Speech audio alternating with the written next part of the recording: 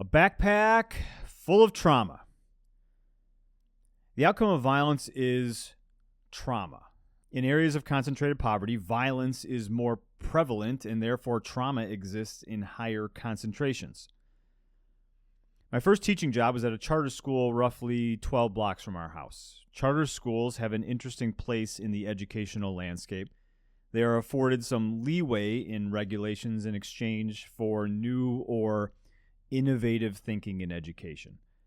In the early 2000s, dozens of charter schools popped up in the city of Milwaukee. Many of them had names that projected academic success for their students: Young Leaders Academy, Early View Academy of Excellence, and Milwaukee Renaissance Academy.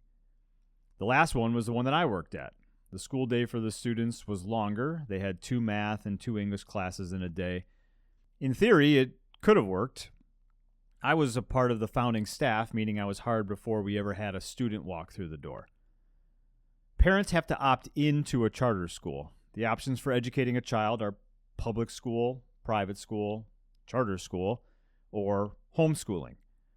By September 1st of each year, every child who has already turned 5 and has not yet turned 18, by law, must enroll in one of those options.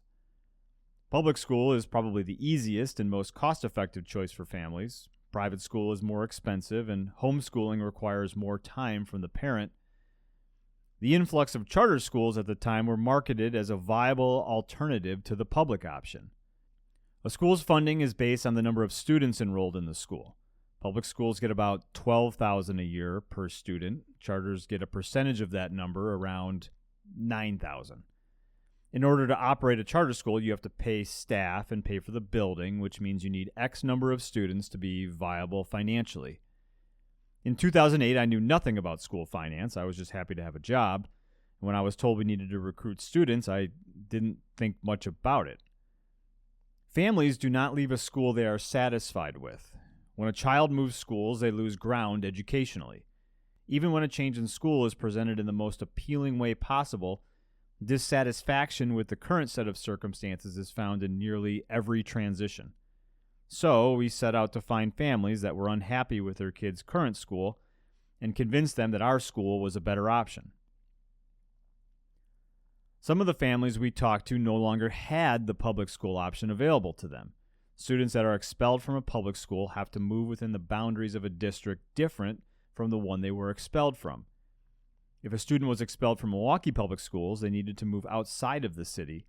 Entry into whatever school system they moved into wasn't always guaranteed, but the minimum requirement would be residency within the new district. Families of expelled students then have 3 options available to them: private school, homeschooling, or charter school. The simplest pathway for them is charter, especially a new charter that needs kids. On the first day of school, we were supposed to sit in a group with our homeroom. I had 12 to 15 sixth graders sitting in a circle around me doing some activity. One girl didn't want to do the activity and called me a bitch for asking her to participate. I figured she was just a bitch and moved on. She kept on being a bitch after that. A year and a half later, she was called down to the office to meet with someone from social services because a relative had been molesting her long before she came to us. That made me start to wonder if those two things were connected. Her being a bitch and being the victim of repeated sexual assault. I worked at the charter school for 3 years. We struggled to get kids, and a year after I stopped working there, the school shut down. Then I worked as a credit recovery teacher in an adjacent suburb of Milwaukee. I case managed 30 kids who were unable to graduate high school on time. Most high schools require you to earn a certain number of credits to graduate. At the time, that number was 23 and a half. Each semester-long class that was passed gave you half a credit. If you're a senior in high school, you needed to start the year with no less than 16 and a half credits because you had the option of taking 7 courses each semester. There weren't a ton of rules about what we could do or couldn't do to give kids credit, so we were able to sign off on way more than 7 in a year. We always had a waiting list of students because I've only met about a dozen kids in my entire educational career that didn't want to graduate high school. That meant that we could have some pretty strict behavioral expectations for kids.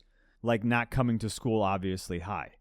After the third time this kid came in reeking of weed, I pulled him into the hallway to tell him he had to go home and that he couldn't come to school if he was high. If he did it again, we would have to give his spot to someone else and he wouldn't graduate high school. I explained the same thing to his mom, who told me about a family member, maybe an uncle, that had been murdered recently and how it was gang-related. Partway through the year, we moved to a different building. He moved with us and finished high school on time. A few weeks into the start of the next school year, he was shot and killed a block from the school. That year, our program was disbanded and we were absorbed by the district's alternative school. Each year, child after child were enrolled in the school, which had the unofficial title as the School for Bad Kids. Each child had a story I wouldn't want for my own children. You walked into a house and found your mom dead of a drug overdose. You live in a trailer park and your mom just got fired from the casino. You live with your grandpa and he's dying of cancer and you have no other family members. Your dad is in jail. Neither of your parents are employed. You live in a house with 17 cats. Your mom has no teeth because she was a meth addict. I grew to have a strong moral objection to the way we treated those kids. Probably not something I can explain here, but we gave them a subpar education to fast-track them toward graduation after labeling them the bad kids and removing them from their current high school, or sometimes not even giving them a chance at high school. The moral objection led us to change our programming to focus on project-based learning. The transition took 2 years, and once we were finished, I decided to spend more time in the neighborhood. I was given the option of working part-time in that same district, where I bounced around a couple of different schools where I noticed the same thing. Kids that struggle in school are predictably more likely to have experienced something horrific in their lives. The ACE score is a test you can take which gives you a score based on the level of neglect, abuse, and household dysfunction you've experienced as a child. The scores are based on the amount of trauma you've had. Higher ACE scores are attributed to an inability to regulate your own behavior and are a predictor of physical or mental unhealth, things that make it harder to function in school.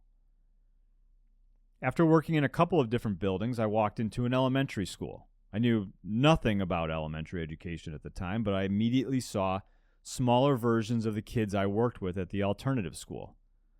The school had some problems. The school was actually located in a different suburb than the one the district was named for.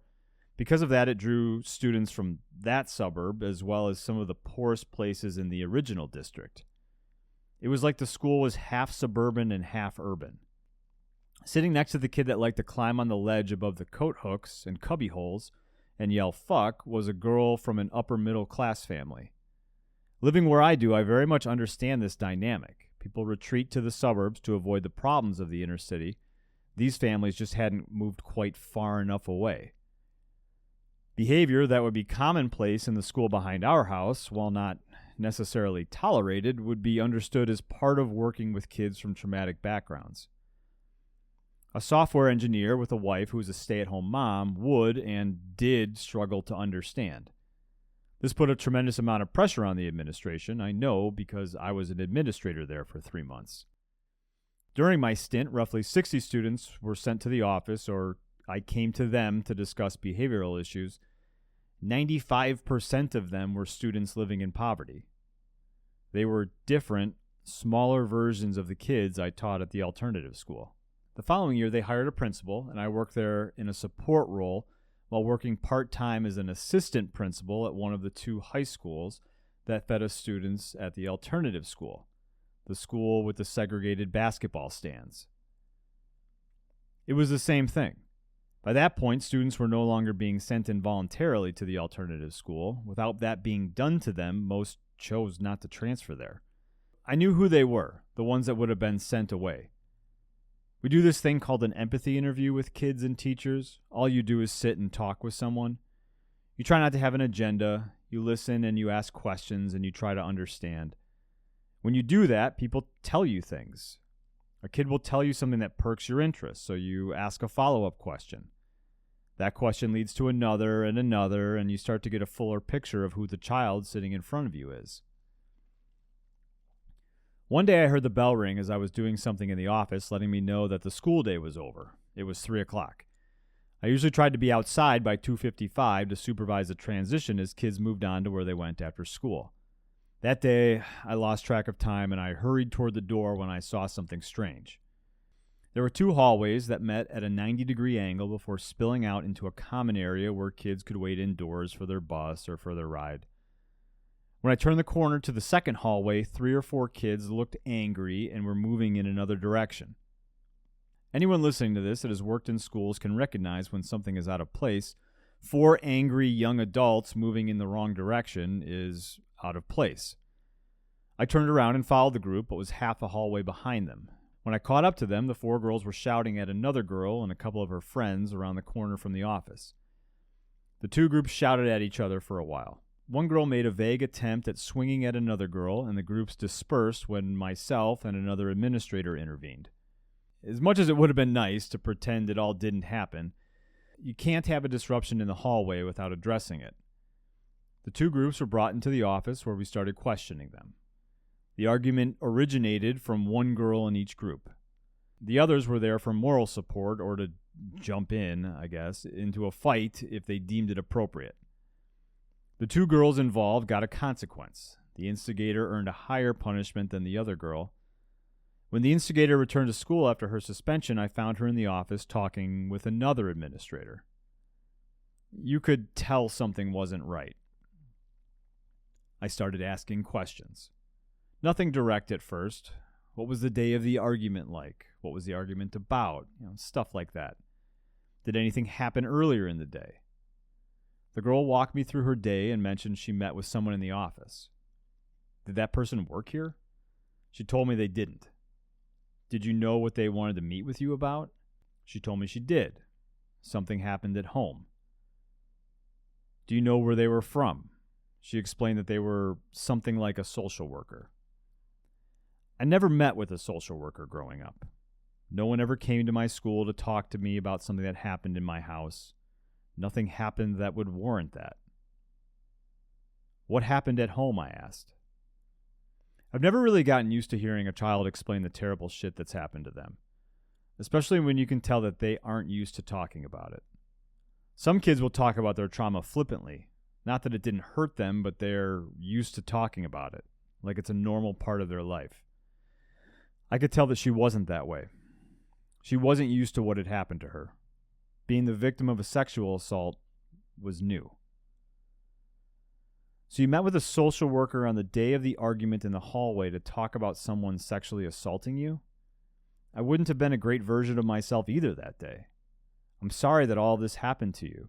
It's normal to struggle to control your emotions when something terrible has happened to you. I can't change what's happened to you, but I can give you some space here in the office when the feelings start to be overwhelming, because they will. I know you aren't the type of person that wants to fight in the hallways. Let's figure out how to get you out of those situations. She did that a couple of times. I would walk back into the office after making rounds in the hallway and find her sitting in a chair near the secretaries. She would sit there for 5 minutes and get up and leave without saying anything. She didn't get into another argument. Slowly, I found her in the office less and less. I doubt the memories of what happened to her went away, but her capacity to deal with them expanded. What happens when you come from a place that's overly traumatic, where traumatic things happen more regularly? My mom is pretty religious and talks in a way that I've heard other religious people talk about God teaching her something. It's like there's a lesson you're supposed to learn, but very few of us learn that lesson once, and it has to be cemented into our subconsciousness. The next year, I was asked to help out in the 4th grade of a school in a different district. Before starting there, I met with the principal. Tell me about the kids you want me to work with. The stories were different, but the same. So-and-so kid we're really having problems with. His dad has been in and out of jail, and there's a pending court case. Well, what's the court case about? Over the summer, his dad kidnapped him, his mom, and his sister and beat his mom. When I watched this particular kid in class, it looked like he thought the rules didn't apply for him, like any behavioral expectations were meant for everyone else and not for him. Later, I asked the principal about how he operated in his 3rd grade class. He seemed normal.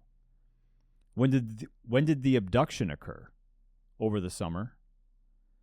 The man in charge of the building wasn't oblivious to the effects of trauma on this kid. He was well aware that we were seeing radical behavior because of what this kid had been through. How do you teach a child that even though the rules didn't apply for his father for a period of time in the summer, the rules still apply to him when he's in school? They told me about another child. He was 12 in the 4th grade. Simple math tells me if he passed every grade and enough courses in high school, he would have turned 20 before graduation. He was struggling to adhere to the social norms in his 4th grade class. I would struggle too if I was supposed to be in the 6th grade and I was placed in 4th. Shortly after, I pulled the kid and asked him about his educational career. You can't sit a kid down and ask them that. They would have no idea what you're talking about. Instead, I worked backwards and asked him where he went to school the year before and the year before that. At one point, he moved out of the state during COVID. He went to school in Illinois but came back to his current school partway through the year. He started school in Illinois repeating a grade and finished the school year still repeating the same grade. We worked our way back to kindergarten, and I asked him how old he was when he started. He told me 6, which is a year later than he should have. Systemically, it all makes sense to me, but the outcomes years down the road, namely graduating as a 20-year-old, are scary. He struggles to feel smart, which I understand. He's bigger than most of his friends. I was in the classroom the day he turned 12. We sang him happy birthday, and one of the kids asked him how old he was. Embarrassed, he said 12 underneath his breath. Before I let him go back to class, the day I asked him about his school pathway, I asked him who he stays with. He rattled off the adults living in the house. There was a grandpa and the grandpa's girlfriend, an aunt and the aunt's boyfriend, and several cousins in addition to his own siblings. Do you know where your mom is? No. Do you know what state she lives in? No. Who did you stay with when you moved to a different state? My mom. But you don't know where she is? No. There's a lot of people living in one house. Are there a lot of bedrooms? Yes. Well, no. There's a basement. Do you sleep in the basement? No, that's where the cousins sleep. Where do you sleep? On the couch in the living room with my brother. We got the 4th grade settled down. The teachers did 95% of the work. They just needed a little space to problem solve and not feel like they were on an island. I was asked to do something similar with the 5th grade. In particular, there's a group of girls in one class and a group of boys in another. Tell me about the boys, I said to the team. I heard a lot of the same, but one in particular stuck out to me. A kid they were having problems with. This kid's mom was a drug addict. She would get clean and then get dirty again. This kid has a younger sibling, and even though he was in 4th grade at the time, he was in charge of the younger sister. More than once, his mom was incapacitated on the couch, and the kid would move her so she wouldn't choke on her own vomit. One night, his mom came home late. It was raining. He was used to taking care of her at that point and was basically the man in charge of the house. His mom passed out on the sidewalk in front of his place. Being the man of the house, he went outside to try to wake her up, but she was out. In an attempt to keep her dry, he brought out an umbrella and placed it over her. She died in that spot, in the middle of the sidewalk in front of their house. We get what we get because we have what we have, and what we have is a ton of kids that have a shitload of terrible things happen to them or around them. There may not be enough intervention that can take place at a public school to overcome what was done to some of these kids. I worked too long with the 17 and 18-year-old versions of them and know what happens if school doesn't go right for them. They become adults that struggle to function normally in society. They have deep-rooted misunderstandings about how the world is supposed to work and never recover from what happened to them. Living where I live, I know that equally tragic things are happening all around me, and some of the kids that those tragic things happen to never recover. That makes me think about Diamond. On July 17, 2021, Diamond Arbery went to a nightclub in downtown Milwaukee. Diamond was pregnant. A fight broke out at the nightclub. The fight ended when someone started shooting. Diamond was shot and killed that night. The man that shot her was never apprehended. Diamond had 2 children. They moved in with Diamond's mother halfway down the block from us a few years back. I don't remember ever speaking to Diamond, but I've talked to her mom several times. For almost an entire year, when I would see her mom, she would be in tears. Outside of her house is a sign that says Justice for Diamond. Now, 2.5 years later, there's still no justice. We invited Diamond's oldest kid to the garden last summer. When you know the backstory of a child, your heart breaks for them. She's old enough to remember her mom, but still too young to understand the ramifications of what happened to her personally. I'm afraid for what that child's life will become. I know from my time in schools that trauma drastically affects your ability to function in school. I know from demographic data that the graduation rate from Milwaukee Public Schools is abysmal. It is statistically unlikely that little girl is going to graduate high school. Not that she can't or won't, but statistically she's more likely to not. There's 2 issues I have with this. I don't know which one bothers me more. The first is that we can predict the outcome for her, and there might not be enough that we can do to change it. The second is that we, the collective we, are going to judge her for her life choices if things don't go well. I judged the girl that called me a bitch on my first day of teaching, and every year since, I've heard adults judge a child from trauma when their behavior doesn't meet expectations. We see the behavior and not the person. I wonder if the antidote for judgment is understanding. When I understood what happened to her, the girl that called me a bitch wasn't just a bitch anymore. She was also a hurt child. I don't know about you, but I treat hurt children differently, consciously and subconsciously, than I do someone who I assume is simply being a bitch. My neighborhood is full of hurt people and the outcomes are predictable, but we have a choice on how we treat them. Children that have experienced high levels of trauma struggle to perform academically more predictably than their peers. Children that struggle academically leave the K-12 educational system less prepared to enter society as productive adults. Ill-prepared young adults do not have the requisite skills to disrupt the cycle of poverty through their own productivity. It is easier to judge than it is to understand. The more we judge areas of concentrated poverty and the people who live there, the less likely we are to arrive at something different. We don't arrive at something different because it is easier to see the negative outcomes associated with trauma and violence rather than having empathy.